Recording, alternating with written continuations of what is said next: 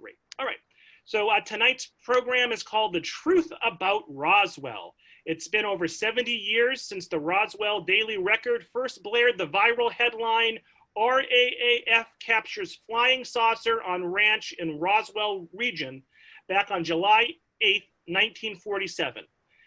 Joined five-time Boston and New England Emmy Award-winning folklorist John Horrigan as he presents a new chronology of the events that led to speculation of an alleged UFO crash.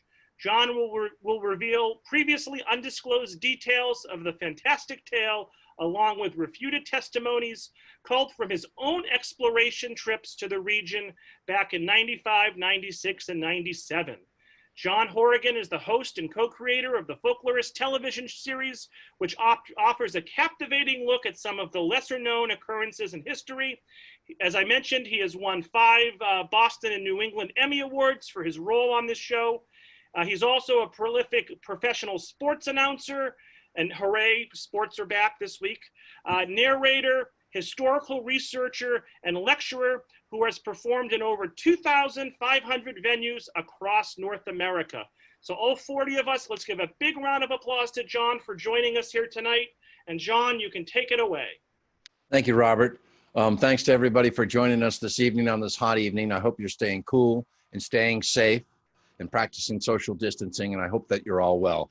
Special thanks, as Robert said, to the Friends of the Tewksbury Library and also to the Tewksbury Cultural Council for bringing me on board. So the Roswell incident, every July it comes around. I'm not going to go over what Robert just said. I won 5 Emmy Awards. I was very, very lucky. That's the same suit, different time, tie, different shirt. One time I shaved, one other I didn't. Now I'm sporting a Peter Tork from the Monkees hairdo. That's what COVID does. I was lucky to get a bunch of Emmy nominations, 20 New England Emmy Award nominations, 13 Telly Awards, 7 Communicator Awards, and then New TV and Newton, Mass went back-to-back nationally for arts and entertainment in the Alliance of Community Media. But unfortunately, it was a critically acclaimed show that nobody was watching, so it was canceled in 2016. As Robert mentioned, I'm a professional sports announcer, although I just retired after 26 years as the New England Patriots basketball announcer. But I love history. I was literally on the Concord River paddling underneath Old North Bridge this morning. So I love history. And this is a text-driven lecture for those who may have difficulty hearing, or if you have trouble listening like me. I have a tendency to speak too fast. That's the hockey announcer in me. So please hold all comments and questions until the conclusion of my presentation. So I guess I just want to admit John Hammer there. So the Roswell incident, a lot of people have backdated themselves into the story. About this story, what I'm going to tell you, I'm going to keep it to the timeline up until the story was retracted. Since that time, so many people have put misinformation and disinformation into this incident. I'm not going to talk about their encounters. Jim Ragsdale, out. Glenn Dennis, the mortician, perhaps out. I might speak about him at the end. Gerald Anderson from the Plains of St. Augustine. No, I will mention Barney Barnett at the end. And then Frank, another guy, Frank Kaufman. I'm not going to be mentioning their story. So this thing happened 73 years ago, and since 1994, many people have backdated themselves into the story, but they are inconsistent to the agreed upon timeline. So what I'm doing is taking direct quotes from the witnesses from the very first published book on this incident, known as the Roswell Incident, by Charles Berlitz, famous writer, and William L. Moore. It was first came out in 1980, and it was a seminal book, but today some data appears to have been embellished or even created. Is this the first and only flying saucer crash? So I'm from the understanding that if there is one flying saucer crash, there's got to be several, right? I don't think that all of a sudden they got the word back to their home planet and they designed out whatever errors were in the design of the aeroform. So, or was this a deliberate misidentification to provide cover for a Cold War espionage operation? 1947, Cold War is heating up between Russia and the United States. Either way, there was a cover-up. That's true. So it was either clever, clumsy, or a combination of both. And I also referenced Kevin Randall and Donald Schmidt's excellent first 2 books from 1991 and 1994. The first was 1991, UFO Crash at Roswell, And then in 1994, they released The Truth About the UFO Crash at Roswell. But unfortunately, they contained the testimony of Frank Kaufman in that book and Jim Ragsdale. So as Robert mentioned, I was in Roswell in July of 1995, 1996, and 1997. And I believed when I went down there. And I've walked on the actual debris field. We're not talking about a saucer impact site. We're talking about where debris was found. And some of the accounts from alleged witnesses now need to be retracted. They backdated themselves into the story, and incorrectly, I might add. So for Roswell, it's time to quit Roswell, in my opinion. No more stories, please. It all started on June 25th, 1947, or June 24th, 1947, when a pilot named Kenneth Arnold reported seeing several objects while flying near Mount Rainier, Washington. His descriptions of the objects that flew like geese and moving like a saucer would if you skipped it across water.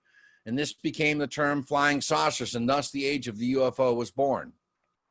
Many newspapers in the country picked up the story from the wire services, and the publicity gave birth to a rash of sightings that kept the papers and the public fascinated throughout that summer of 1947.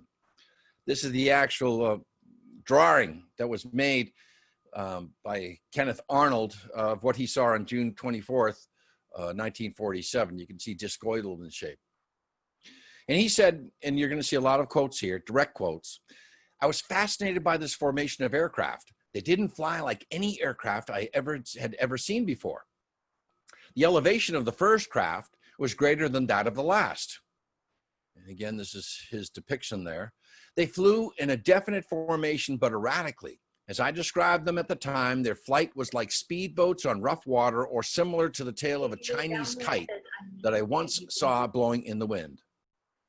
Or maybe it would be best to describe their flight characteristics as very similar to a formation of geese in a rather diagonal chain-like line, as if they were linked together. As I put it to newsmen in Pendleton, Oregon, they flew like a saucer would if you skipped it across water. Many newspapers in the country picked up the story from the wire services, and the public was kept fascinated throughout that summer." Could I ask you to mute your microphone for those of you that just joined? Thank you.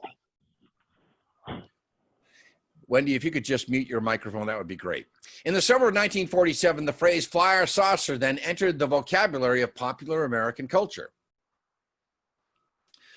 And before this period, there were some rare and unverifiable stories of disc-shaped aircraft seen around the world, but only a few significant reports of any kind came to light after a series of so-called phantom airship sightings in America in late 1896 through the middle of 1897. They began in California, Sacramento, California, and ended in Chicago. And you've heard the band Foo Fighters, David Grohl, but the truly notable incidents, although not really describing saucers, centered around the Foo Fighters of World War II, a nickname taken from the comic strip Smokey Stover.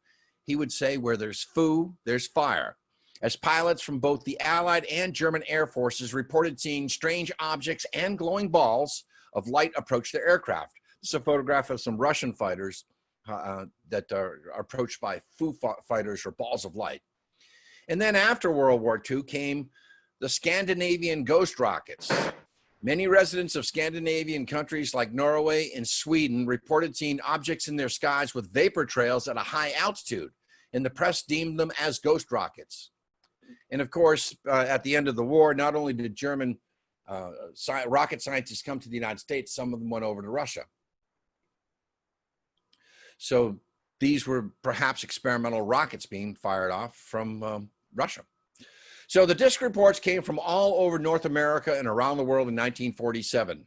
Many were seen traveling at tremendous speeds, flying extremely high, sometimes hovering, and on numerous occasions making controlled changes in their flight path. These cases remain a mystery because missiles of the day were only being tested in specific designated areas and had little endurance or range. The next generation of rockets like Sputnik that were capable of intercontinental flight or Earth orbit were still a decade away. Aircraft, on the other hand, had not yet attained reliable means of reaching supersonic speeds or altitudes over 40,000 feet, or developed any sort of methods to hover. So these objects were performing maneuvers that that our craft of the time could not attain. So because a large percentage of the first disc sightings occurred during daylight hours, astronomical events are difficult to associate with any but a few of the reports: bolides, meteors, meteorites, etc. Remember, there was no space junk up during 1947. Today, if you go outside, you'll be able to see satellites on demand, Starlink. So accounts from reputable witnesses during 1947 are significant because they had not yet had the opportunity to have their observations tainted by a vast body of previously published UFO lore. You saw that in the 1950s with all the great movies that came out, sci-fi movies, and that culminated in a spat in July of 1952 where UFOs were actually seen flying over the White House and the Capitol building, and jets were actually scrambled. So the military started a formal UFO investigation by the end of 1947, although as early as July, Army, Air Force, and Naval Intelligence, as well as the FBI, had studied some of the more well-publicized reports, but less than 5% of the 1947 incidents were even indexed in military files. Many of those can be found in the National Archives holdings of the United States Air Force Project Blue Book files. 853 accounts of flying saucer sightings appeared in North American newspapers, and there were 11,000 newspapers publishing in that era in 1947. As stated, the term UFO simply did not yet exist. The media dubbed the strange objects flying saucers and discs following the Kenneth Arnold sighting of June 24th. Those terms would predominate in the popular press until well into the 1950s. Now, the Roswell saga actually began in Silver City, New Mexico on June 25th. Dr. R.F. Sensenbacher, a dentist, reported sighting a saucer-shaped UFO fly over that was about 1/2 the size of the full moon. 2 days later, in Pope, New Mexico on the 27th, W.C. Dobbs reported a white glowing object flying overhead not too far from the White Sands Proving Grounds. So let's stop right here. Where these objects are seen, with the exception of the Arnold sighting near Mount Rainier, are in a super sensitive part of New Mexico. This is where Trinity site was, where they detonated the first test nuclear weapon. It was where the 509th Bomb Group was, the only atomic wing of the United States Army Air Force. There was no such thing as an Air Force. So if you see AAF, it's Army Air Force. And also rocketry, missiles were being fired off at the White Sands Proving Grounds, which would later become the White Sands Missile Range. So these objects, if they were from another galaxy, planet, or otherwise, they picked the right area. And again, we had detonated nuclear weapons in 1945. Rocketry began in Germany in 1944. We proved that we could get off the mud ball. And then the third thing was we were mass broadcasting radio signals. In fact, the Jack Benny show, it's now estimated, of the early 1930s, which was broadcast on 100 radio networks across the United States. They believe those radio signals now are out past at least 3 of the nearest stars. So they may think that we're like this, but I always thought that was cool. So on the same day, back to our story, June 27th, Captain E.B. Detchmendy reported to his commanding officer that he saw a white glowing UFO pass over the missile range. And on June 29th, rocket expert C.J. Zone and 3 of his technicians who were also at White Sands watched a giant silver disc moving northward over the desert. And then July 2nd, 1947, a UFO was tracked at 3 separate installations at Alamogordo, White Sands, and Roswell. Now, on July 2nd, a UFO was tracked at 3 separate installations, as I said, White Sands, Roswell, Alamogordo. And the same day, Mr. and Mrs. Dan Wilmot saw a UFO from their front porch. That's Dan right there. They reported its appearance as 2 inverted saucers facing mouth to mouth, moving at a high rate of speed over their house. In the Roswell Daily Record on July 8th, 1947, and we'll get to that in a moment, Mr. and Mrs. Dan Wilmot gave their account of their encounter of a flying disc on the evening of July 2nd at 10 minutes of 10 p.m. Wilmot said that it appeared to him to be about 1,500 feet high and going fast. He estimated the speed between 400 and 500 miles per hour. So, I'm just going to admit somebody here. In appearance, it looked oval in shape, like two inverted saucers faced mouth to mouth, or like, he said, two old-type wash bowls placed together in the same fashion. And from where he stood, Wilmot said that the object looked to be about 5 feet in size, and making an allowance for the distance it was from the town, he figured that it must have been 15 to 20 feet in diameter. The entire body glowed as though light were showing through from the inside, almost opaque-like. Though not like it would inside, though not like it would be if light were merely underneath. He's saying it was opaque in nature. The object came into view from the southeast, disappeared over the treetops in the general vicinity of 6 Mile Hill outside of Roswell. And the announcement that the Roswell Army Air Force, that's what that RAAF stands for, was in possession of a flying saucer came only a few minutes after he decided to release the details of what he had seen. So there's a fact. There were objects seen flying at incredible speeds across the skies of both the Pacific Northwest and the American Southwest in late June and early July of 1947, independent of the Roswell event. And these flying objects that were observed could not be identified. The Army Air Force didn't know what they were. Let's get into the Roswell story now. Mac BRAZEL, William W. Mac BRAZEL was a stereotypical cowboy, although he actually tended sheep. He sold wool. See him on the horse there. This is the famous cabin where they'll be staying and central to our story. And he was foreman of the Foster Ranch in rural Lincoln County in near Corona, New Mexico. He was married with children, but his wife and kids lived in Tularosa, New Mexico, near Alamogordo, so the kids would be near a good school, while he mostly lived in an old house out on the ranch where he worked. And there he is with his wife. And from all accounts, he was happy with his life, riding the range, tending the sheep, shearing the sheep, and selling the wool. That's how he made a living.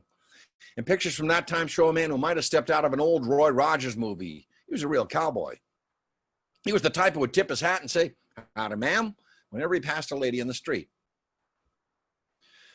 So on the evening of July 2nd or July 4th, various sources disagree, there was a severe thunderstorm in the area with lots of lightning. I was there 50 years after the event in Roswell in a camper on July 4th, 1997, and I saw the most ferocious lightning storm I've ever seen in my life and the loudest thunder. Boy, does the sky was lit up for hours. So I know what a New Mexico thunderstorm in the middle of the summer looks like. So Mac wondered why lightning struck the ground repeatedly in the same spots on the ranch. In fact, the area where he's about to go to. And he wondered if it meant that maybe there were metal deposits underground at those spots. And he probably considered to do some prospecting and mining in the area later on. But there was something different amongst these booming thunderclaps, according to Mac. He later said it sounded like an explosion. 2 of Mac's children were staying with him at the ranch house that night, as they often did. And they later recalled that they didn't notice the sound, the different sound. Okay. So the next morning, either July 3rd or July 5th, Mac rode out as usual to check on his sheep. They were on the range, grazing, looking for water, and ride the fences, looking for any holes in the fences that he'd have to patch. He was accompanied by a 7-year-old neighbor boy, William D. Proctor. There's some confusion as to who was with him that day, too, even with the original story. So riding south of the ranch, they came suddenly upon an area about a quarter of a mile long and several hundred feet wide. It was strewn with debris, shiny bits and pieces unlike anything Mac had ever seen. And you'll see different melted alloys in the photos here. The sheep, though, refused to cross the debris, and they had to be herded the long way around to get to water. And Mac was upset. He was leasing this land. Who's going to pick this stuff up? So he picked up some of the material, carried it with him back to the ranch headquarters, and he put it in a shed. Okay? Some material in that shed. And by the way, that's still standing today, that iconic shed. So Bessie Brazel Schreiber, Mac's daughter, said there was what appeared to be pieces of heavily waxed paper and a sort of aluminum-like foil. Some of these pieces had something like numbers and lettering on them, but there were no words you were able to make out. You see a photograph there, right-hand corner. That's an I-beam I'll be referring to. Jesse Marcel Jr., who appears later in the story, will discuss that, but you'll see that from time to time. Bessie goes on, she says, some of the metal foil pieces had a sort of tape stuck to them. And when these were held to the light, they showed what looked like pastel flowers or designs. Even though the stuff looked like tape, it could not be peeled off or removed at all. The writing looked like numbers mostly, at least I assumed them to be numbers. They were written out like you would write numbers in a column to do an addition problem, but they didn't look like the numbers we used at all. These are some actual drawings of Jesse Marcel Jr. of what these icons looked like, these symbols on the I-beam. What gave me the idea they were numbers, I guess, was the way they were all ranged out in columns. No, it definitely was not a balloon. We had seen weather balloons quite a lot, both on the ground and in the air. Balloons were being released from the White Sands Proving Grounds. We even found a couple of Japanese-style balloons that had come down in the area once. Now, she's talking about Japanese balloon bombs. Late in 1944, Japanese began launching balloon bombs up into the upper atmosphere. They had discovered the jet stream, and they thought if they could send these balloons with explosives on them and also incendiary devices, they could start forest fires. And it was top secret. They launched over 10,000. One of them killed a family of 6 in Oregon, I believe. Somebody pulled a cord on one of the balloons and it blew up. The 555th Infantry Parachute Battalion, the Triple Nickels, the only African-American regiment in World War II. Actually, they were called smoke jumpers. They had a top secret assignment to put out the forest fires in the Northwest that were being set by the Japanese, but the Japanese never found out that these balloons were working. Back to our story. Okay. So she also says, Becky goes on, we also had picked up a couple of those thin rubber weather balloons with instrument packages. So she's saying they know what weather balloons are, even as a little girl. And this was nothing like that. And I've never, ever seen anything resembling this sort of thing before or since. So now let's talk about Project Mogul. Okay, back to 1947, Cold War is heating up. We did not know where the Russians were performing nuclear detonations in the Soviet Union. The only photographs we had were old Luftwaffe photographs taken of Russia. It wouldn't be until the U-2 spy plane actually flew over Russia where we knew what they were doing east of the Ural Mountains. But Project Mogul was a top secret project by the U.S. Army Air Force involving microphones flown on high altitude balloons, whose primary purpose was long distance detection of sound waves generated by Soviet atomic bomb tests. That's real, it happened, and there was a Project Mogul.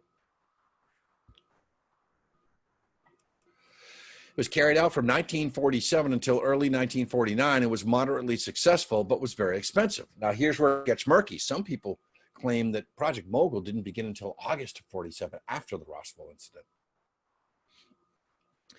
So my question is, if it was a balloon, and this is, again, it depends on what day of the week is, if I think this is from outer space or it was one of ours, but where were the sensitive attached listening devices? You're not going to hear that in any of the descriptions of the debris. Where were the radios they need? They couldn't have them the size of a cell phone.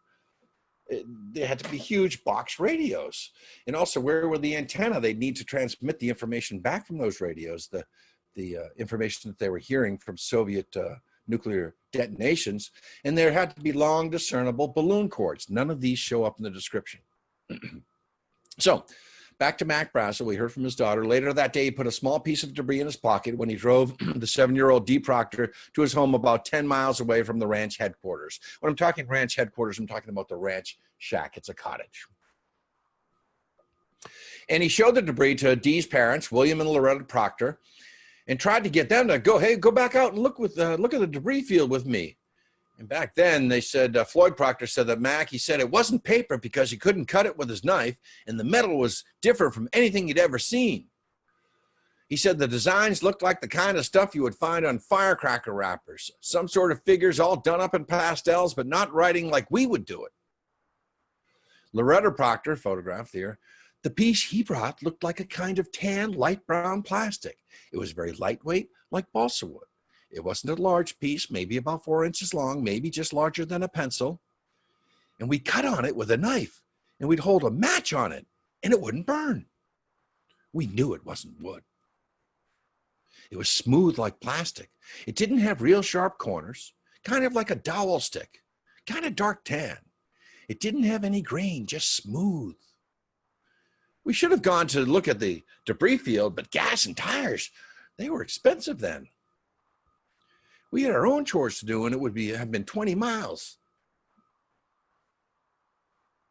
The next night, July 5th, Mac goes into Corona, New Mexico, where he told his uncle, Hollis Wilson, about the debris. He showed fragments to local residents in the local bar, the hardware store, and elsewhere. Anybody who'd listen to him, hey, look at this, look what I found. And then Wilson and another man who was present told Mac about the flying saucers that were being reported around the area, and he advised him to report his find to the authorities. Mac didn't know anything about these flying saucers. He didn't read the paper. So on July 6th, Mac went into town. He said, I'd better go into town and report this to someone. And he stopped off first at the office of Chaves County Sheriff George Wilcox, right there on the right. At first, Wilcox paid little attention, but when Mac showed him a piece of the debris, he realized that this might be important. So Wilcox called Roswell Army Airfield, and he spoke to Major Jesse A. Marcel, the base intelligence officer, who was on a lunch break when he received the call. That's Jesse Marcel, right-hand corner.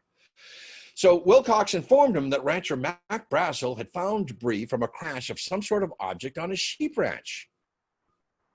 Marcel told Wilcox he would come into Roswell and talk to BRAZEL.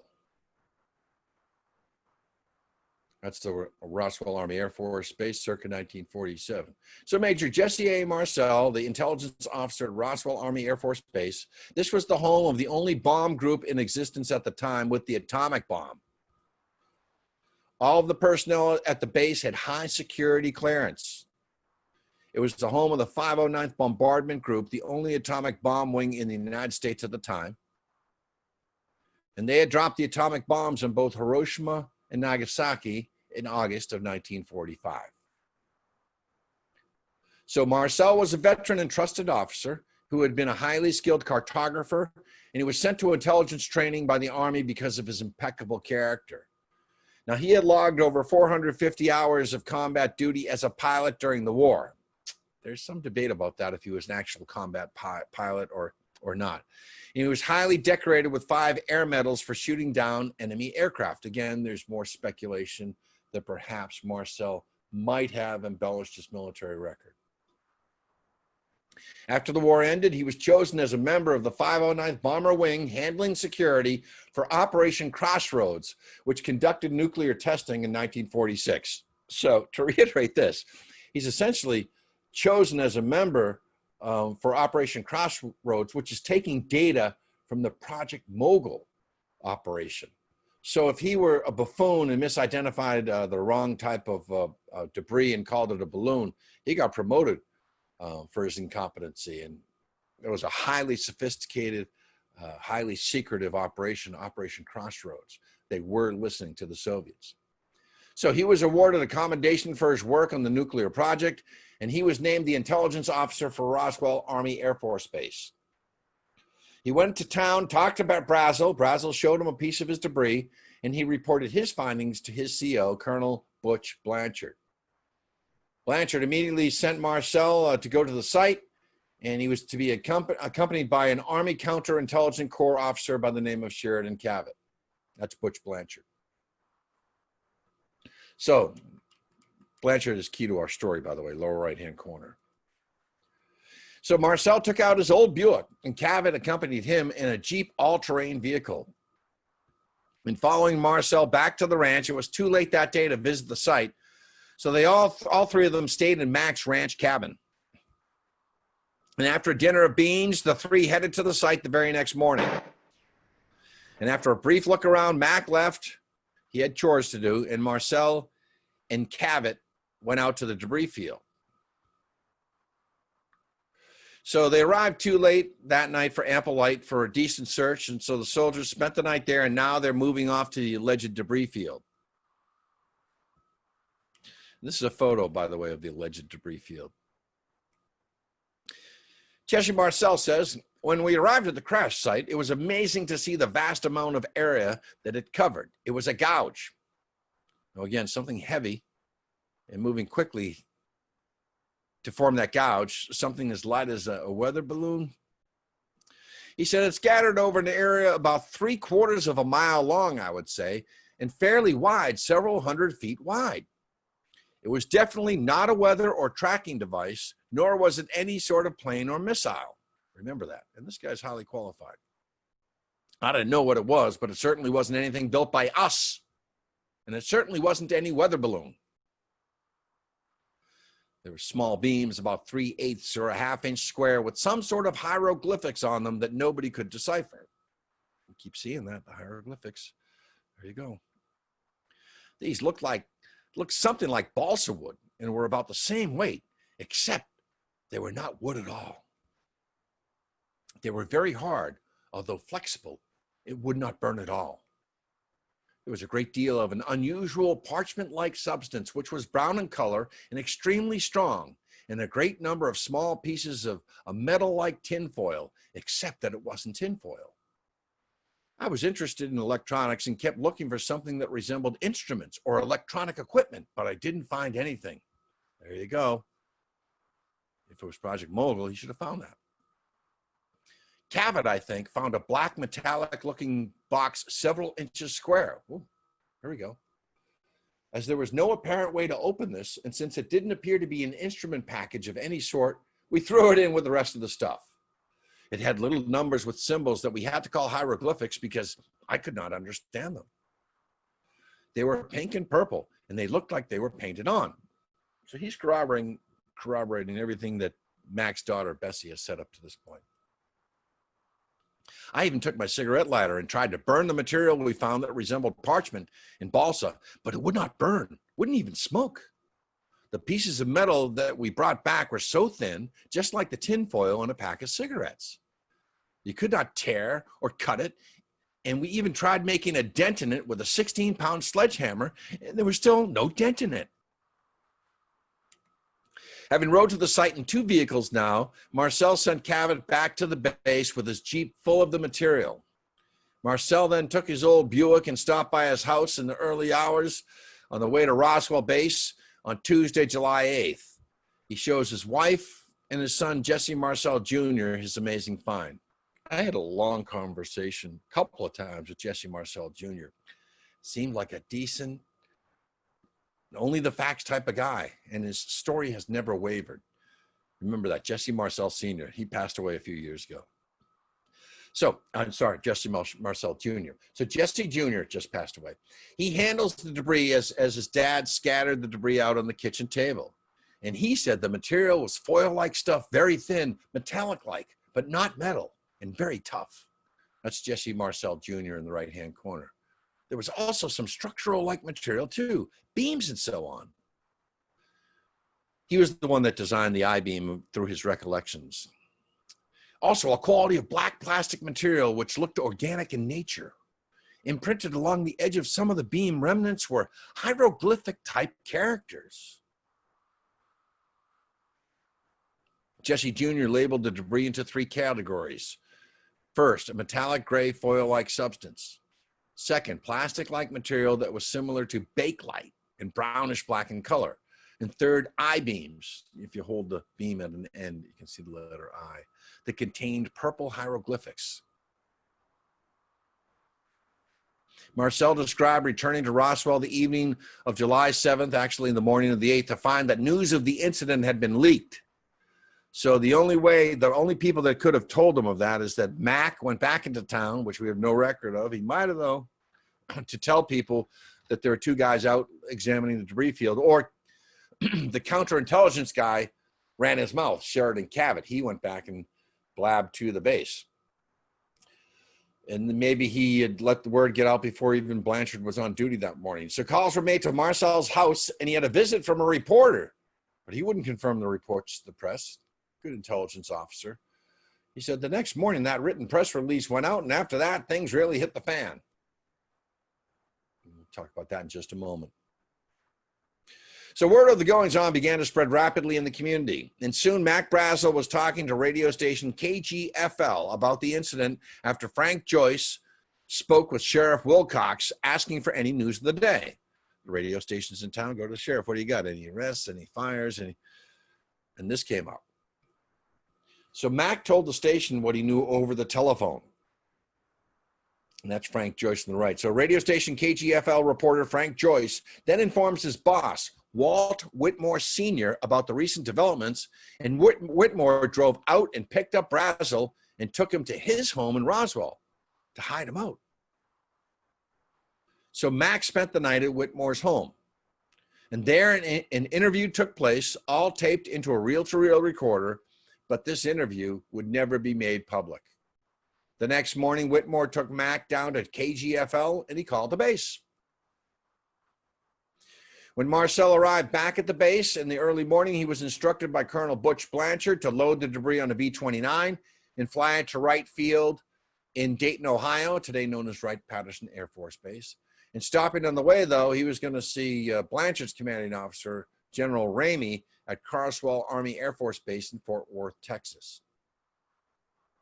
So there's Blanchard. And they loaded up in a B-29.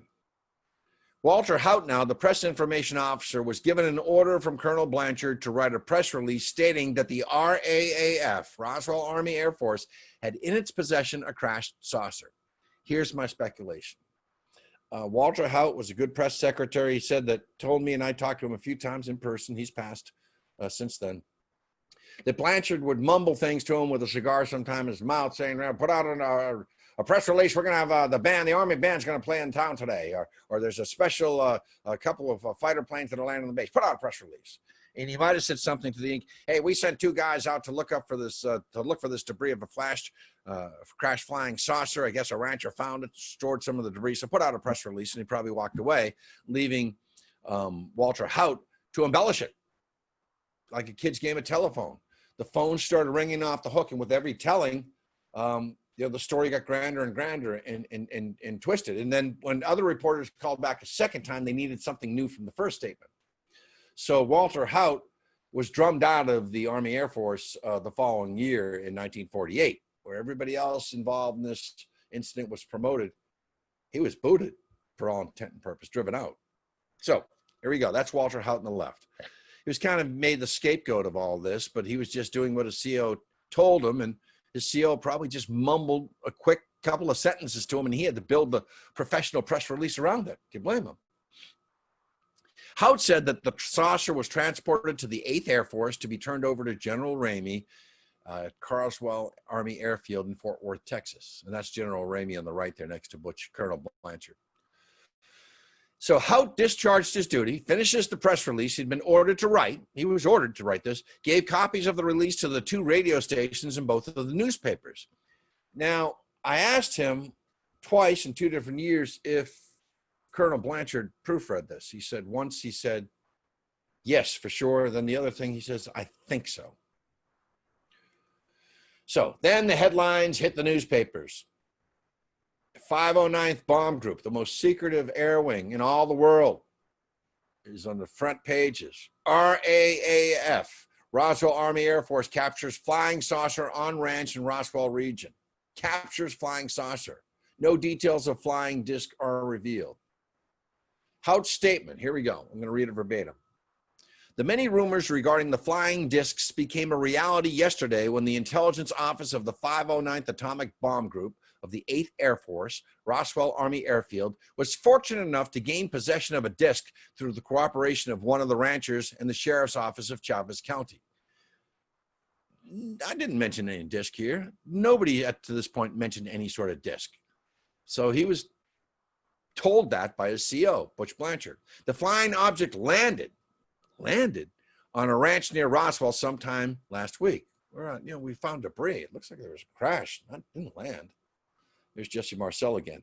Not having phone facilities, the rancher stored the disc. He stored some debris until such time as he was able to contact the sheriff's office, who in turn notified Jesse A. Marcel of the 509th Bomb Group Intelligence Office. Walter, you shouldn't be saying that you have a spook going out into the field. Action was immediately taken and the disc was picked up at the rancher's home. No, it wasn't. The debris was trucked in by Cabot and Jesse Marcel.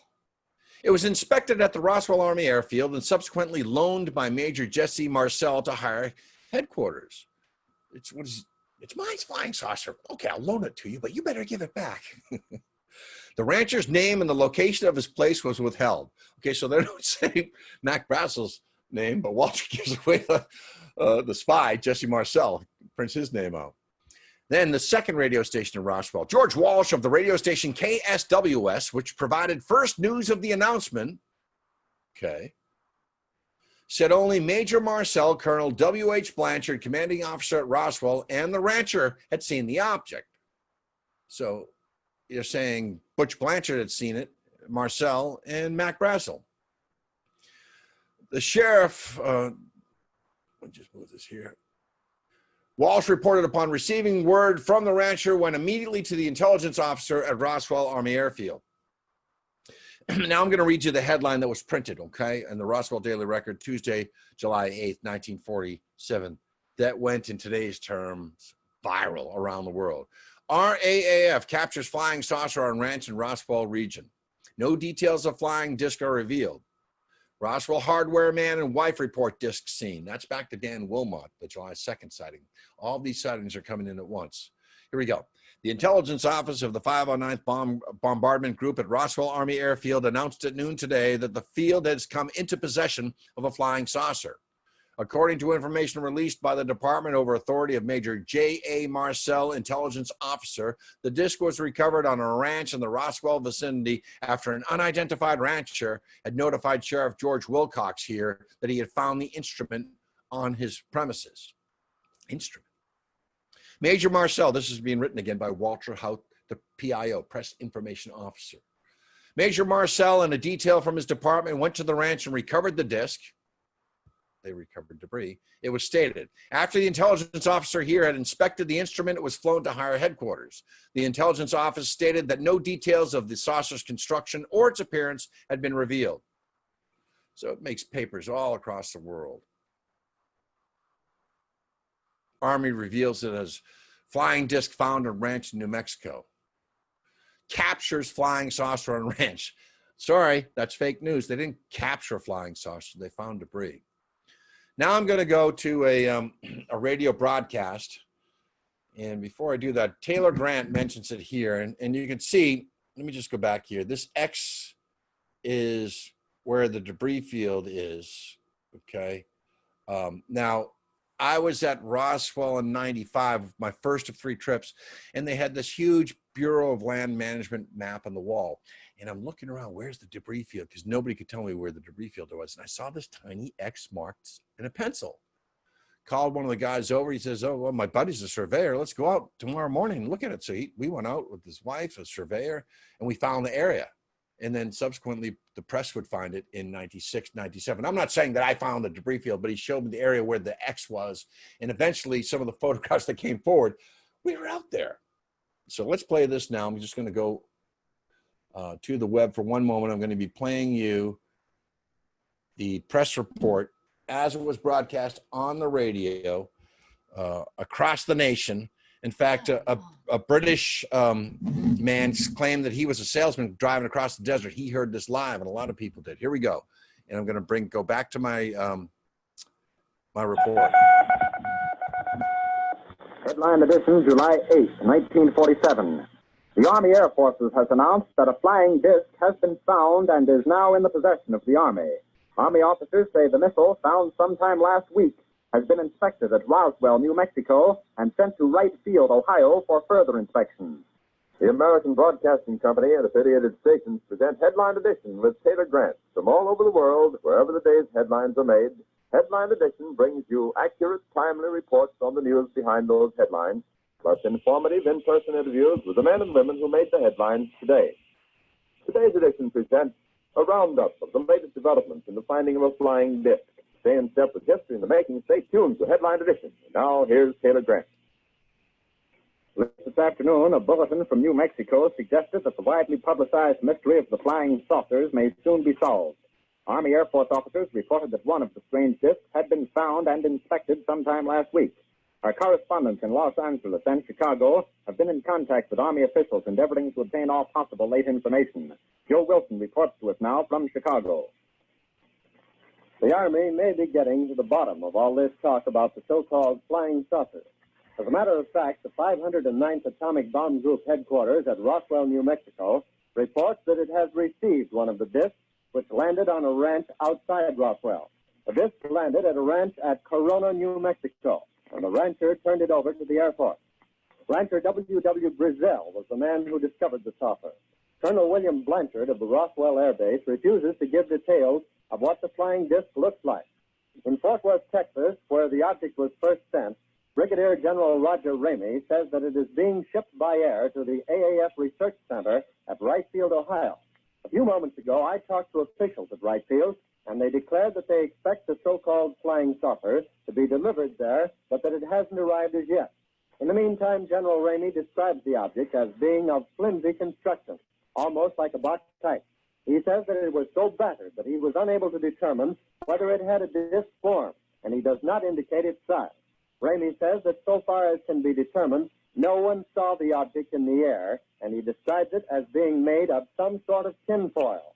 Other Army officials say that further information indicates that the object had a diameter of about 20 to 25 feet, and that nothing in the apparent construction indicated any capacity for speed, and that there was no evidence of a power plant. The disc also appeared too flimsy to carry a man. Now, back to Taylor Grant in New York. So, let me bring it back there. So, that's the actual report. The disc landed, did it? Phones rang off the hook at Roswell Army Airfield. Press officer Walter Hout was inundated. Okay, and if we could just mute those. So,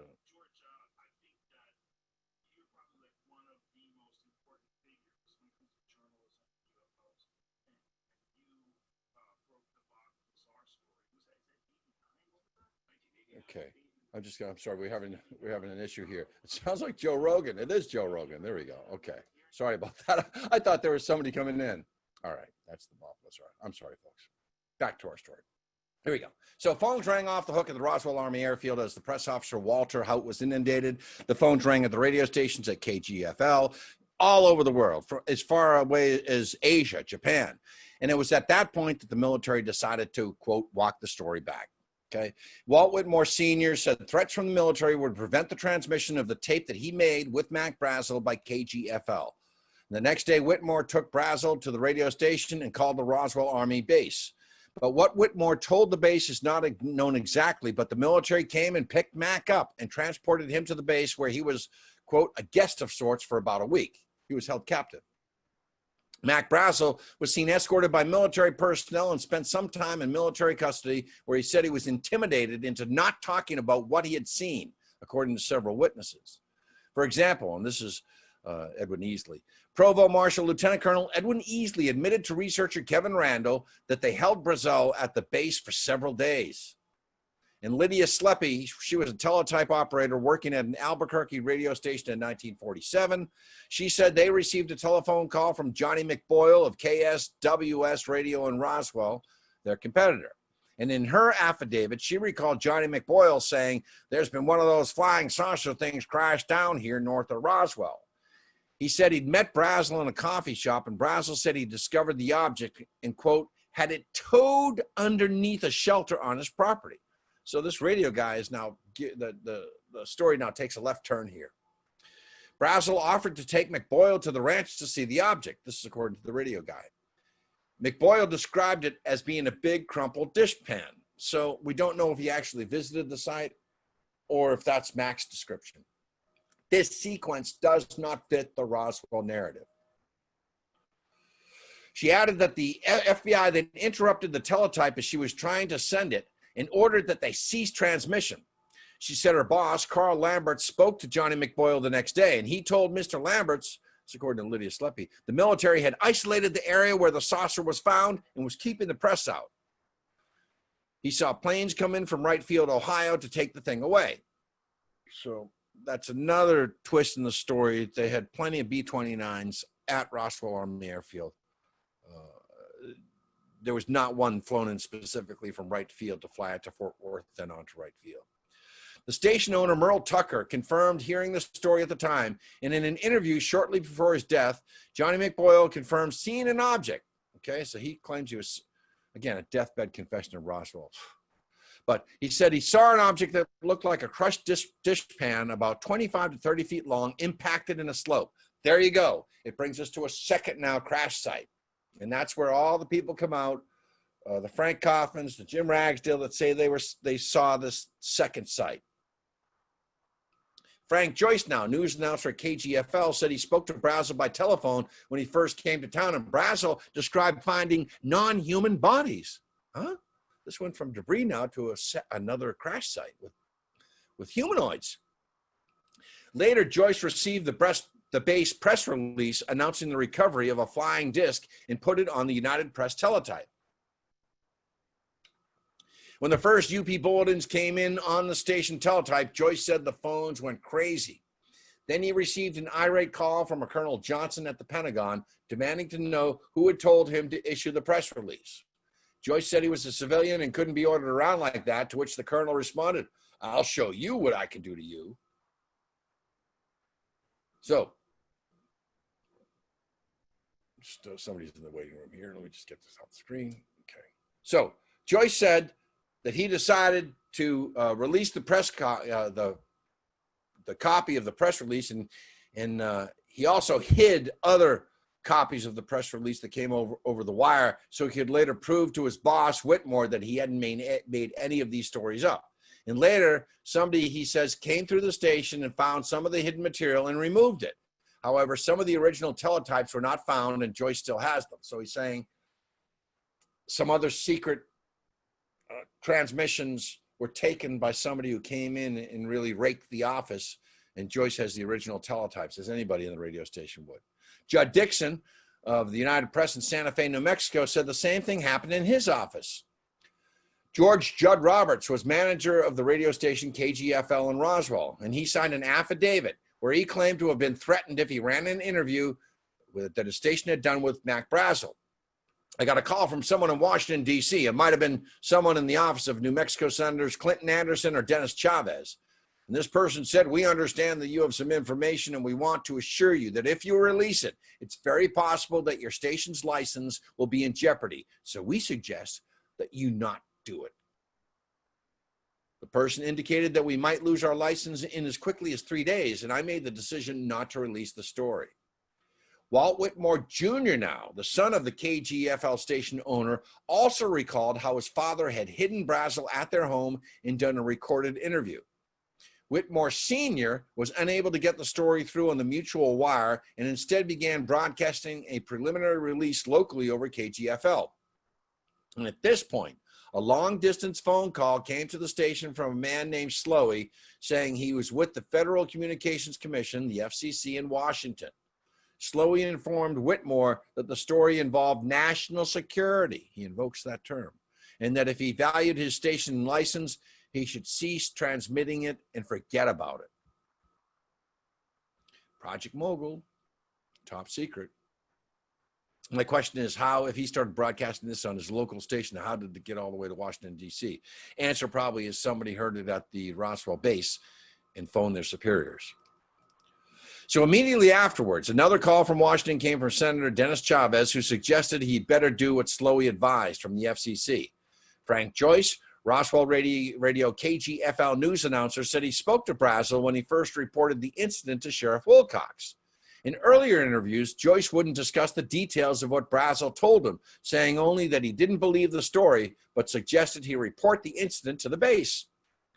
After Brazel gave his press interview, he called Joyce again and said, "We haven't got the story right." And that's my, Scooby, Brazel's military escorts then led him out to a car and drove him to KGFL. People who saw him leave the newspaper office said he kept his head down and pretended not to see any of his friends. At KGFL, he was allowed to go in alone while his escorts waited outside, listening on the radio. BRAZEL went into the radio station and told Joyce a balloon story. Joyce responded, "Look, this is completely different than what you told me on the phone the other day about the little green men." Joyce said BRAZEL responded to the effect, "No, they weren't green, and our lives will never be the same again." Joyce explained this cryptic conversation by saying that BRAZEL first mentioned small non-human beings when he first spoke with them. Initially, BRAZEL was highly stressed over the large quantities of debris that needed to be cleaned up. I apologize for the swear, I won't say it, but who's going to clean all this bleep up?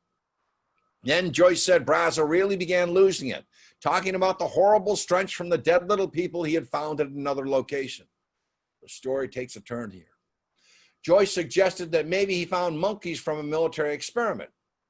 They're not monkeys, and they're not human. Joyce then went on to explain that his little green men comment referred back to our original phone conversation, the first talk that he had with Mac. So Frank Joyce said the story that BRAZEL told him after the news conference that BRAZEL appeared at was different from the original story he had told Joyce when BRAZEL first reported it to Sheriff Wilcox. Joyce says, "I remember him changing the story. I told him, what you're saying is not what you were saying the other night." He admitted that he had been told to come in or else. He told me what they were going to do to us. He was really scared. BRAZEL said, "You're not going to tell them anything, are you?" Joyce promised he wouldn't. BRAZEL said he had to tell the new story or it would go hard on him. BRAZEL's son Bill and various neighbors said BRAZEL also complained bitterly about his treatment by the military afterwards. On July 8th, Mac was escorted by the military to the offices of the Roswell Daily Record, where he gave a press interview. The story he told them was a bit different from what he had told before, however. Now he said that he and his son, not Dee Proctor, the neighbor, had originally discovered the debris on June 14th. This is 10 days before the Kenneth Arnold sighting over Mount Rainier. But that he was in such a hurry that he ignored it. So the debris scattered across the field, your sheep can't water, and he ignores it. Mac BRAZEL died in 1963, well before researchers started to interview witnesses to the incident. This incident, until it shows up in Unsolved Mysteries, in Stanton Friedman interviewed Jesse Marcel in 1978. So the Roswell story stays dormant for 31 years before Stanton Friedman begins to uncover it. And BRAZEL was interviewed in 1947, however, and his accounts of debris appeared in the Roswell Daily Record on July 9th, 1947. This is when they walk it back. Harassed rancher who located saucer, sorry he told about it. I'll read it. W.W. BRAZEL, 48, Lincoln County rancher living 30 miles southeast of Corona today told the story of finding what the Army at first described as a flying disc, but the publicity which attended his find caused him to add that if he ever found anything short of a bomb, he sure wasn't going to say anything about it. BRAZEL was brought here late yesterday by W.E. Whitmore of radio station KGFL, had his picture taken and gave an interview to the Record, and Jason Kellahan sent here from the Albuquerque Bureau of the Associated Press to cover the story. The picture he posed for was sent out over the AP telephoto wire sending machine, specially set up in the Record office by R.D. Adair, AP wire chief, sent here for the sole purpose of getting out the picture and that of Sheriff George Wilcox, to whom BRAZEL originally gave the information of his find. BRAZEL related that on June 14th, he and the 8-year-old son Vernon, and I think BRAZEL's trying to protect his neighbor here, were about 7 or 8 miles from the ranch house of J.B. Foster Ranch, which he operates, when they came upon a large area of bright wreckage made up on rubber strips, tin foil, a rather tough paper, and sticks. So he's talking about the debris that was found. At the time, BRAZEL was in a hurry to get his round made, and he did not pay much attention to it. But he did remark about what he had seen, and on July 4th, he, his wife, Vernon, and a daughter, Betty, age 14, went back to the spot and gathered up quite a bit of the debris. So now he's saying his wife Vernon's with him and his daughter. The next day, he first heard about the flying discs, and he wondered if what he had found might be the remnants of one of these.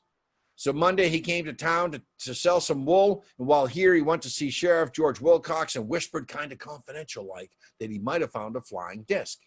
Wilcox got in touch with the Roswell Army Airfield and Major Jesse A. Marcel, and a man in plain clothes accompanied him home, where they picked up the rest of the pieces of the disc and went to his home to try to reconstruct it. Again, a new story. According to BRAZEL, they simply could not reconstruct it at all. They tried to make a kite out of it, but could not do that and could not find any way to put it back together so that it would fit. Then Major Marcel brought it to Roswell, and that was the last he heard of it until the story broke that he had found a flying disc. So he's totally walked back the story. BRAZEL said that he did not see it fall from the sky and did not see it before it was torn up, so he did not know the size or shape it might have been, but he thought it might have been about as large as a tabletop. The balloon which held it up, if that was how it worked, must have been about 12 feet long, he felt, measuring the distance by the size of the room in which he sat.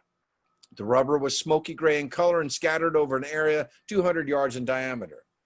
When the debris was gathered up, the tinfoil, paper, tape, and sticks made a bundle about 3 feet long and 7 or 8 inches thick, while the rubber made a bundle about 18 or 20 inches long and about 8 inches thick. In all, he estimated the entire lot would have weighed maybe 5 pounds. That's nothing. There was no sign of any metal in the area, which might have been used for an engine, and no sign of any propellers of any kind, although at least one paper fin had been glued onto some of the tinfoil. And there's Mac in his old age. There were no words to be found anywhere on the instrument, although there were letters on some of the parts. Considerable Scotch tape and some tape with flowers printed upon it had been used in the construction. No strings or wire were to be found, but there were some eyelets in the paper to indicate that some sort of attachment may have been used. BRAZEL said that he had previously found 2 weather balloons on the ranch, but that what he found this time did not in any way resemble either of these. I am sure what I found was not any weather observation balloon, he said. But if I find anything else besides a bomb, they're going to have a hard time getting me to say anything about it. So Bessie, BRAZEL's daughter, helped recover the debris, which she described to be similar to aluminum and wax paper, and it had indescribable writings on it. In her 1995 affidavit was published and included additional descriptions. She claimed the pieces now looked like a weather balloon. The pieces of the debris had 2 parts. The front was foil-like, and the other was rubber-like, both of which were gray in color. She said it was tan before. The debris had sticks attached to them with white tape. His son Bill confirmed what Bessie said by claiming there was tinfoil-like material in wood with Japanese or Chinese figures. Is this now going back to one of those Japanese balloon bombs? The wood was similar to balsa wood, but it could not be cut or broken. However, when interviewed in 1994, Sheridan Cabot, the Roswell Counterintelligence Corps CIC officer identified by Jesse Marcel as assisting him in investigating the crash and recovering debris, said he had no memory whatsoever of ever meeting BRAZEL or going out with Marcel. He claimed, however, he did go to the crash site with his CIC assistant, Sergeant Louis Rickett. Cabot described the crash site as 20 square feet, contained bamboo sticks and reflective materials similar to aluminum. 20 square feet, that's nothing. It's 10 by 2 feet. I just don't believe Cabot. Rickett said he and Cabot traveled to it the following day where an extensive cleanup was in progress. So it looks like Cabot's substituted Marcel in the story for Rickett. He disavows any knowledge of Marcel. And we know that Marcel was there. The participants in the cleanup were guarded by MPs. And Rickett held a 6-inch by 12-inch piece of debris that was unbreakable. Rickett said he had witnessed high security and a large military debris recovery, handled strange metal debris, and saw a gouge in the ground. And in September 1947, Rickett said he and Cabot assisted astronomer Dr. Lincoln LaPaz, who shows up in so many UFO stories, to try to determine the speed and trajectory of the device that crashed on the BRAZEL ranch. According to Rickett, LaPaz informed the opinion that the object was a probe from another planet. That's the depiction there. Looks similar to what Kenneth Arnold drew at the top of our story. Rickett said they found a touchdown point 5 miles from the debris field where the stand had crystallized, possibly from the heat. And shortly before he died, it is also claimed that he confirmed the object's shape was long, thin, with a bat-like wing. Again, the debris field and the crash site. Two different areas. So, Marcel lands in Carswell Army Air Force Base, Fort Worth, Texas. Brigadier General Roger Ramey, commander of the 8th Air Force, takes over. He's upset that all of this exposure to the 509th and on every front page of the newspaper. What are you guys doing? So the debris is taken to Ramey's office and spread out on brown paper. Now, Marcel said later that one photo was taken of him with the real debris. Then Ramey took him into another room, and when he came back, a weather balloon had been substituted for the actual debris. Now, there's some speculation that William Moore, the author of the first Roswell book in 1980, made this story up. But let's go on. That's Jesse holding the material in the office. Certainly looks like everything we've discussed, tinfoil-like, okay? It's spread out on brown paper, okay? Again, there's the other picture. Still another, just showing the debris. There are the I-beams, the tinfoil. I mean, it looks like a target, a Rowan target. So a weather officer, Warrant Officer Irving Newton, was brought in, and he immediately identified the material he saw as a weather balloon and a Rowan radar target. Yeah. Now, this might lend credence to the swap story. And here's General Ramey, and look, he's on the left, and look what's in his hand. He's got some sort of teletype message. We're going to go into that in just a sec. So they're desperate to walk back this story to get the press off their backs. A Rowan radar target was a reflector made of metal foil and balsa wood sticks that was attached to a weather balloon so it could be tracked on radar. Here's Ramey. Here are the pictures of Ramey. So Newton was a weather forecaster at Fort Worth, Texas. He was identified in contemporary accounts as being brought in to make an official weather balloon identification on behalf of General Ramey. And again, look at that memo in Ramey's left hand as he kneels down. Same material we've seen in the other photos. So in his original testimony, Newton indicated that when he got to Ramey's office, he was told it was a weather balloon. In a later affidavit for the Air Force, he was convinced it was a balloon and remained convinced there were figures on the sticks which looked to be weather-faded markings. There's Newton to the right. Now, two witnesses, J. Bond Johnson, pictured here, a reporter and photographer for the Fort Worth Star-Telegram. He took 6 photographs of the debris, which he described as aluminum, balsa wood, and burnt rubber. In 1978, when Marcel brought the story to the attention of Stanton Friedman, he said, the stuff in that one photo was pieces of the actual stuff we found. It was not a staged photo. Later, they cleared out our wreckage and substituted some of their own. Then they allowed more photos. Those photos were taken while the actual wreckage was on its way to Wright Field. That photo of Ramey with weather balloon, that's a fake. What you see there is nothing but a piece of brown paper that I put over the real debris so that the news media couldn't get a picture of what I had. So there's a contradiction. Marcel's saying they swapped the debris, removed it. Now he's saying they covered it with brown paper and brought out the weather balloon. And he just mentioned, he said the stuff was already on its way to Wright Field. Doesn't make any sense. I covered the real stuff, including in the photo of me you are showing. Ramey told me, just don't show anything. Don't show anything. So there's brown paper underneath that, and he says that's where the real debris is. Okay, so Ramey announced to the press that the flying saucer was only a weather balloon. General Ramey empties Roswell saucer. They're walking it back. There's General George Wilcox, the sheriff on the left there. After more photographs with the weather balloon, Ramey ordered Marcel back to Roswell with a strong hint to keep quiet about the incident. When Marcel got back to Roswell, he found that he had been made to look rather foolish for not recognizing the debris as a weather balloon. Highly qualified man, and he couldn't identify a weather balloon is what they're saying. And again, he's promoted to one of the most sensitive operations, Operation Crossroads, listening to Soviet explosions. 3 months later, Marcel was promoted to lieutenant colonel and assigned to a program for determining whether the Soviets had detonated a nuclear weapon by analyzing particles in the upper atmosphere. So yeah, if he was that much of a buffoon, why was he promoted? Now, when he was interviewed in 1978, he maintained that the debris he found on the Foster Ranch was definitely not a weather balloon. And the depiction on the right is an artist's rendering taken in 1996. He insisted it was nothing like he had ever seen. But what about the memo in General Ramey's hand? What did it say? See that? Some researchers claim the telegram, which appears in one of the 1947 photos of the balloon debris in Ramey's office, contains text that confirms that there were aliens and a disc was found. There it is in his left hand. Let's zoom in. They claim that when enlarged, the text in the paper General Ramey is apparently holding in his hand includes the key phrases, the victims of the wreck, and in on the disc, plus other phrases seemingly in the context of a crashed vehicle recovery. There's the blow up right there. And apparently it says, and the victims of the wreck. That's the interpretation of that blurry teletype. In the disc they will ship. The Ramey memo, they call it. Skeptics claim that the text is indistinguishable and cannot be properly translated.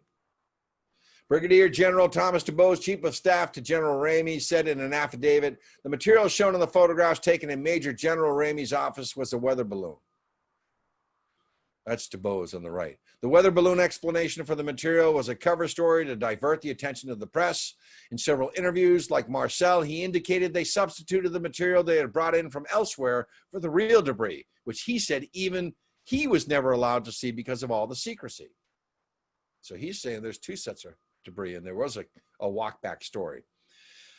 DuBose says the Deputy Chief of the Strategic Air Command, General Clements McMullen, ordered him by phone to start a cover-up.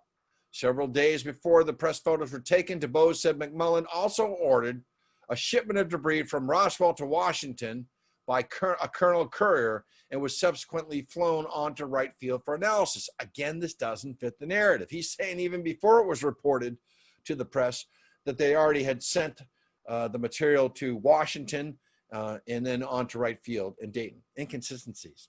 McMullen ordered absolute secrecy, said DuBose, and said it was so secret it was beyond top secret. DuBose was not to discuss this with anybody. So either it's not from this world or it's Project Mogul, listening to the Russians. McMullen said, look, why don't you come up with something, anything you can use to get the press off our back? So we came up with this weather balloon story. Somebody got one and we ran it up a couple of 100 feet and dropped it to make it look like it crashed, and that's what we used.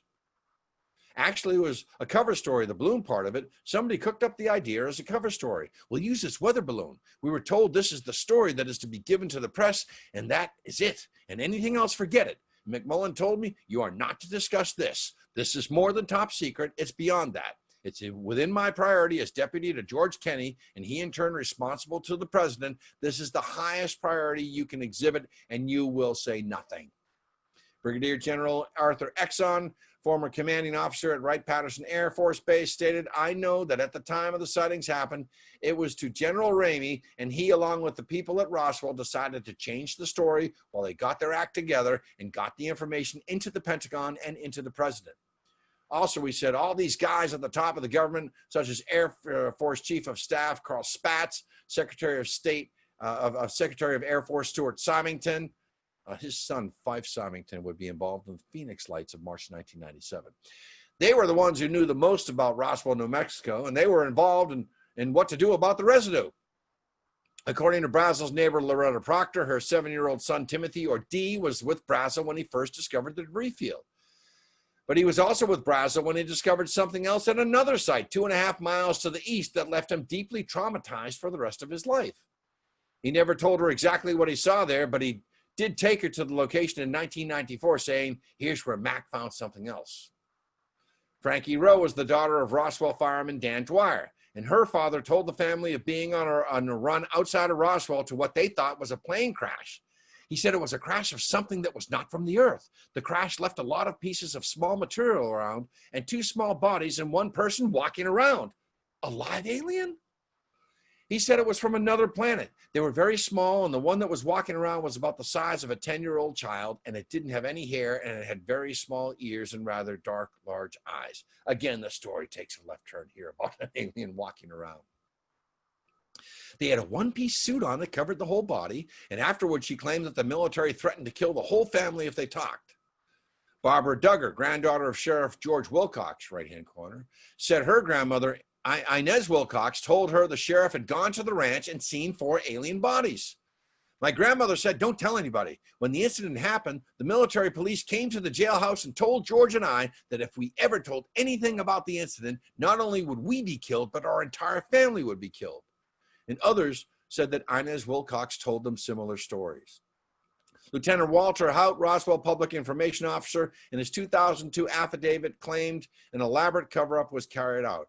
On Tuesday morning, July 8th, I would attend the regularly scheduled staff meeting at 7:30 a.m.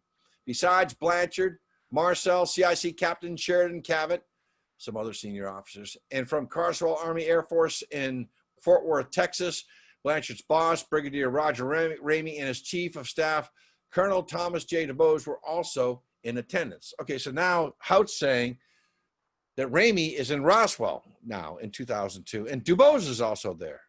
He's changing the story.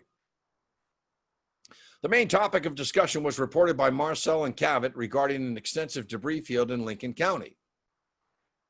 A preliminary briefing was provided by Blanchard about the second site approximately 40 miles north of town. One of the main concerns in 40 miles, I just heard 2.5 miles away from the original site. One of the main concerns discussed at the meeting was whether we should go public or not with the discovery. And General Ramey proposed a plan which I believe originated with his bosses at the Pentagon.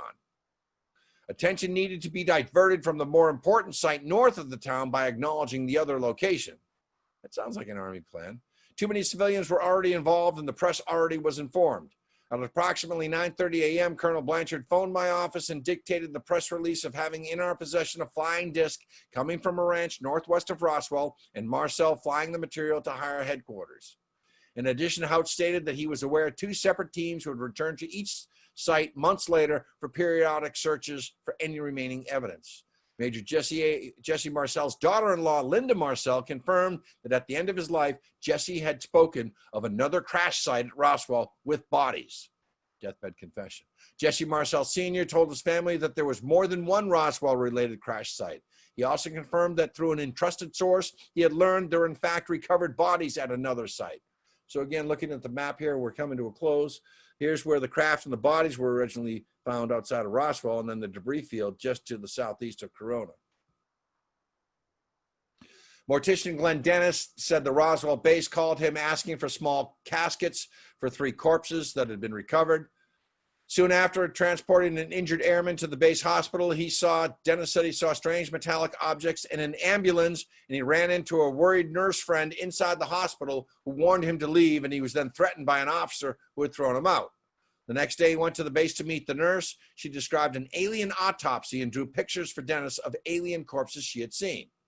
She said the head was disproportionately large for the body. There were 3 bodies. 2 were very mangled and dismembered as if destroyed by predators, and 1 was fairly intact. They were 3.5 to 4 feet tall. They had 4 long fingers. They had to move the operation to an aircraft hangar because of the horrible stench. Mortician Glenn Dennis then said he received a death threat from the base hospital from a red-headed captain who warned him that if he talked, somebody would be picking your bones out of the sand. The following day, Sheriff Wilcox talked to his father, a personal friend, and said, "Tell your son that he doesn't know anything and hasn't seen anything at the base. They want you and your wife's name, and they want your and your children's addresses." His father told him about the conversation with the sheriff, so Dennis related the events of the previous day to him. And Dennis also claimed that the nurse who confided in him, which he called Naomi Self, and her name never shows up in any records, subsequently was shipped off base, and attempts to contact her via mail resulted in letters returned with deceased marked on the envelopes. Now, they do not return letters back in the late 40s that say deceased on them. They just return to the sender. I don't believe Glenn Dennis. He also claimed that the nurse, who he identified as Naomi Self, also made drawings of the aliens that she had seen in the hospital. And here are the drawings that he drew, and he said that she drew these. The Anaya family told the story of picking up Lieutenant Governor Joseph Montoya at the base, and a shaken Montoya relating the story of a crashed craft and seeing alien bodies in a hangar. Montoya then warned them and in future visits not to talk about it because somebody in the government might come after them. They said they also received a warning from Sheriff George Wilcox and New Mexico Senator Dennis Chavez. Years later, many people came forward claiming to have witnessed either Roswell debris or dead aliens or being part of the alleged cover-up. Many of these people that have backdated themselves into the story. They have been proven to be hoaxes or outright lies. Some deliberate publicity seekers and authors who published articles that are rife with falsehoods. It's been over 70 years since the incident, and we are only left with the hearsay stories from the children and grandchildren of direct and indirect participants or alleged witnesses to the Roswell event. Personally, I believe that a lot of the stories that came out in recent years are crap, and it's time to quit Roswell.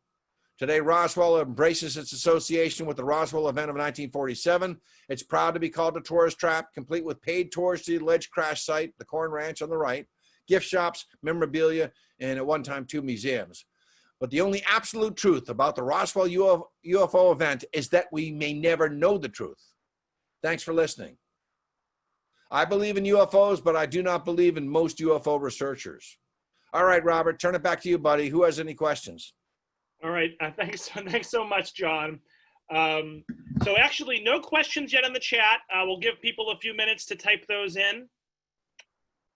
And want to thank everyone for sticking with us. Only 1 or 2 people dropped off early, so that's great. Let's see if we can get 5 good questions for John. So if anyone has any questions or comments, type them into the chat. If anyone wants to ask a question via video, you can raise your virtual hand, or you can indicate in the chat that you'd like me to unmute you, and you can certainly ask the question via video. So we'll give it another minute or so. Yep. So Robert, I can just, while we're waiting for a minute or so, is Sure. When I first went down there in 1995 and 1996 and 1997, the excitement. It's true. We were on the verge. We had the government on the ropes. Government trotted out Project Mogul in 1994. Then they said it was alien test crash dummies that didn't take place until the late 1940s. And they were trying to cover up the cover-up.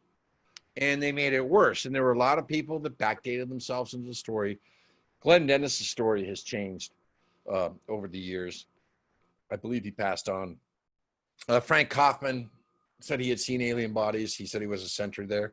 Guy by the name of Jim Ragsdale said he was in the back of a pickup truck that night with his girlfriend when he saw the saucer come down. They've all been proven to be deathbed affidavits and hoaxes, and I guess we all know nowadays affidavits don't really mean much of anything. So I went back to the original incident, the original books, the original articles, the original quotes, and then from there it looks like this alien body story comes from Johnny McBoyle, a radio reporter. And I've always been under the assumption you can't have just one flying saucer crash. They didn't all of a sudden radio back to planet Zeltar or from wherever they're from and design out that deficiency in the aeroform. So, all right. Any other questions? John Hammer, how are you, sir? Yeah, John. Good. Go ahead, John. Well, I tell you, John, this is a remarkable story, and you've done an awful lot of research. Fascinating. Fascinating to hear what you've got to say. I recently saw a program by one of my favorite personalities on TV, Josh Gates. And he talked about his investigation of Roswell and new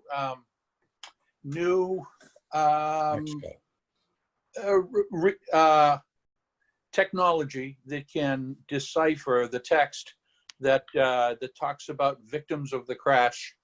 And the fellow who is the court-appointed expert, who has testified as a court-appointed expert on writing and using this new technology, determined that it does not say victims. It says something entirely different.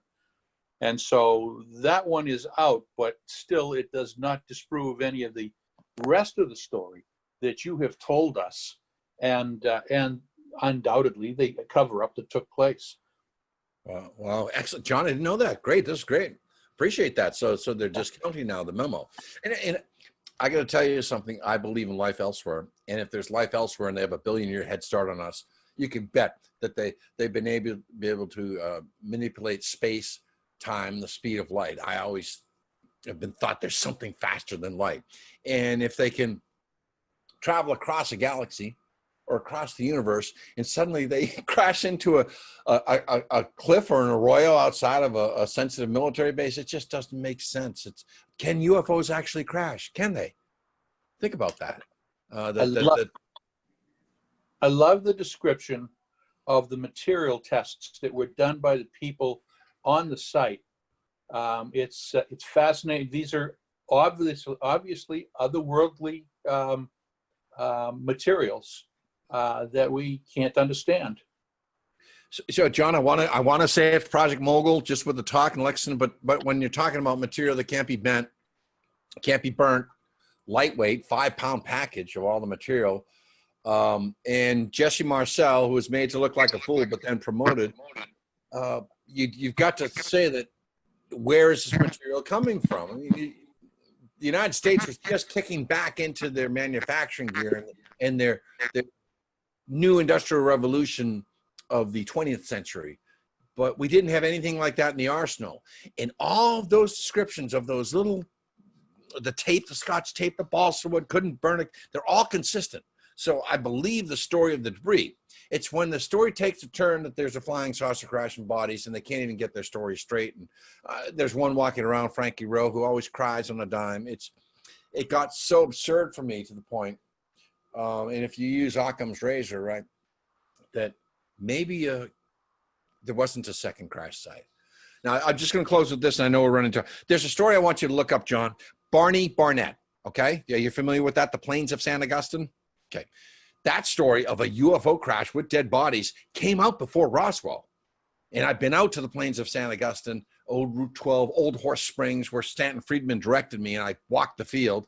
And then after I saw some scorpions, it's right near the radio telescope array out there, the very large array. But look up Barney Barnett, because that's a fascinating story. And it could be that Roswell plucked the Barney Barnett story and rammed it into this story of recovered debris. So, but thank you, John. Great information. Thanks, Jack.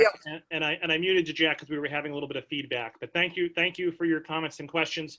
Sharon says many interesting points. Thank you.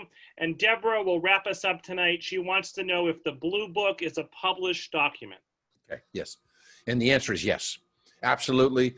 And I would rather read fiction authors before I read Project Blue Book. It shows swamp gas, and they literally assume these witnesses, these civilians, to be imbeciles. So yes, you can look it up. And when they closed it down in 1969, Project Blue Book, there's still sightings going on. There's been a rash of triangle sightings. I mean, you can look at these flaps. One took place in 1997. We had a triangle invasion over the central part of the United States in the year 2000. I've never seen a UFO. I don't want to see a UFO. I'm an avid amateur astronomer. But these cases are still going on. And recently, and I made this prediction 30 years ago, that they would, when the government finally discloses that UFOs exist, no one will care. It won't even make the news. It won't even be after sports or before weather. And what's happened with the Navy now is releasing these videos saying, look at these objects that are going at incredible speeds. Disclosure is taking place as we speak. And basically, and you're seeing the Unexplained series on TV, but they want to know what they're made of and where they're from. So disclosure is taking place right now. The government, or at least the Navy, has come out and said that unidentified flying objects exist. Here's some footage of objects that aren't ours performing incredible maneuvers at incredible speeds. Thank you, everybody. Excellent. Thanks so much, John. Wonderful job as always. Want to thank the Friends of the Library and Tewksbury Cultural Council for co-sponsoring tonight's event.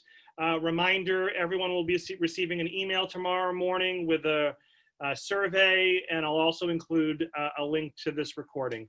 So again, thank you all so much for coming, and hope to see you soon. Thanks again, John. Everybody. Yep. Thank you, everybody. Peace be with you. And also with you. Thank you.